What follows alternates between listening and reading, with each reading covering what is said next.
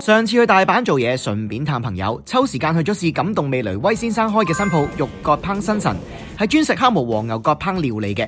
啲和牛呢有晒登記證書噶。我今次試呢個 set 呢係16,500 yen，有12道菜。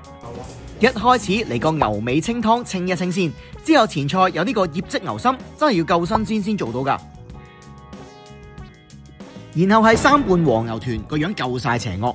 佢係將生和牛團肉先拌好，之後輕輕火隻啲海膽放埋上生牛肉面，最後掃埋個醬油，跟埋紫菜俾你包住食。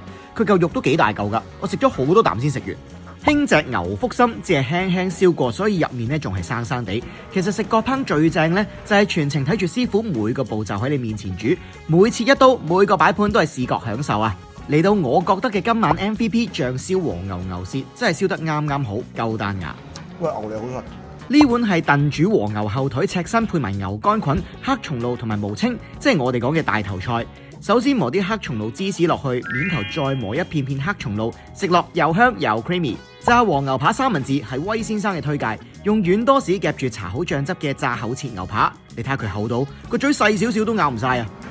之後係蟹肉茶碗蒸都好足料，同埋呢個和牛西蘭炭火燒配上生磨 wasabi， 因為西蘭油份重，配 wasabi 食唔單止唔攻鼻，仲可以解膩啊！